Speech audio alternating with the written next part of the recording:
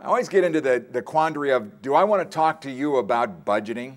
Do you really need somebody to tell you that you need to budget? Okay? I think most people pretty much got that down. They understand it. They don't do it, but they understand it. And so I don't like to spend a lot of time talking about that because it's noise. That's just noise, okay?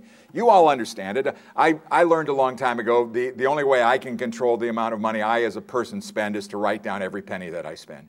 If I write it down, I've got a record of it. It reminds me that I visited Starbucks 6 times today and I probably didn't need to do that, you know, and other things like that. It gives you a good a mental image of how you're spending your money, and that really works well. It's sort of the same thing like being on a diet. You need to write down what you eat. You need to write down what you spend. And once you do that, you're going to empower yourself, as they like to say, and be successful for doing those kinds of things.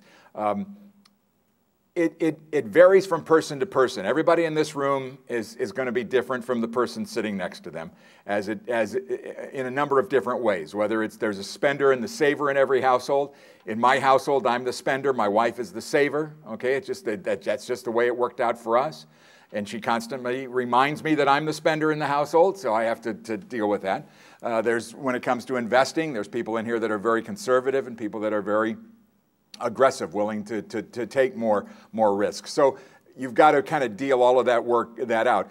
My wife and I have been married for almost 40 years now, and we're going to have to, it took us probably the first 10 years to really get a grasp on our different money personalities and decide how we were going to address that. And we addressed it very simply. My wife just took over everything. And so that made it real simple for everybody in the household, and it's worked really great ever since then. So it's worked out pretty well. But you've got to do that. And that's a tough nut. That's a hard conversation to have. It took us 10 years to have it. So you kind of just have to find those personalities and work accordingly with them. And you'll be glad you did when that moment finally comes.